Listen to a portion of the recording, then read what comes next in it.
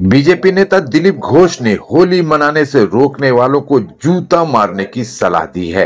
आपको बता दें कि शांति निकेतन के जंगल के इलाकों में पिछले कुछ बरस से हो रहे होली उत्सव पर वन विभाग ने रोक लगा रखी है।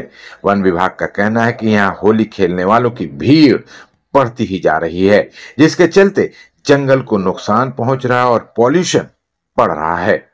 वन विभाग के इस फैसले पर बीजेपी नेता और पूर्व सांसद दिलीप घोष ने कड़ी आपत्ति जताई है। उन्होंने कहा कि जो लोग शांति निकेतन में होली उत्सव करने नहीं दे रहे हैं, उन्हें जूते से मारना चाहिए।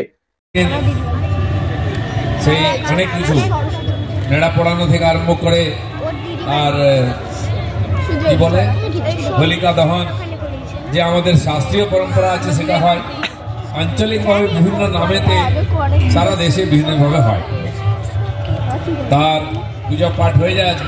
কালকে আনন্দের সঙ্গে হোলি খেলি আমরা।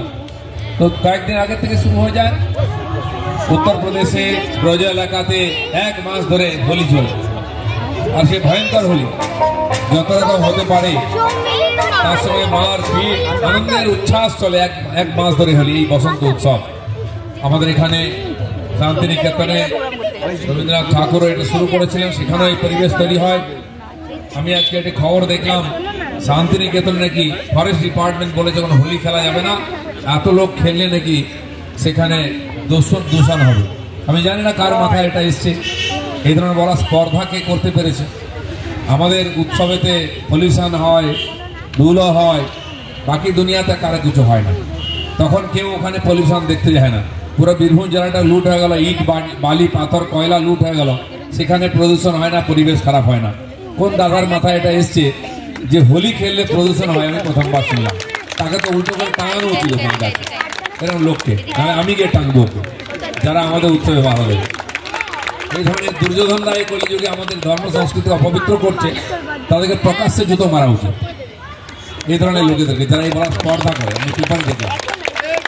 আর যদি এটা করে আমরা যাবো ওখানে গিয়ে আমাদের এই আনন্দে যারা বাধা দিয়ে আমাদের উৎসবকে খণ্ডিত করে তাদের কোনো মাপ নেই। এই স্পর্ধা যেন কারো না হয়, সেই জন্য আপনারা এই যে সুন্দর পরিবেশ তৈরি করেছেন সন্ধ্যাবেলা। আগামী আমাদের ভারতীয় সংস্কৃতি পরম্পরার একটা অঙ্গ হচ্ছে দোল উৎসব। এই যে বসন্ত উৎসব, বসন্ত ঋতু, সেই আনন্দের ঋতু, চারিদিকে নতুন ফুল পাতা, সুন্দর পরিবেশ তৈরি, তার সঙ্গে হোলি খেলে আমরা আনন্দ উৎসব করি। সমস্ত ভেদাভেদ ভুলে গিয়ে একদিন মেতে উঠি আনন্দে। সেই পরিবেশ যেন বেঁচে থাকে, কারণ মানুষের জীবন আস্তে আস্তে নিরস হয়ে যাচ্ছে, জটিল হয়ে যাচ্ছে। তার মধ্যে বিজয়া সম্মেলন, হোলি,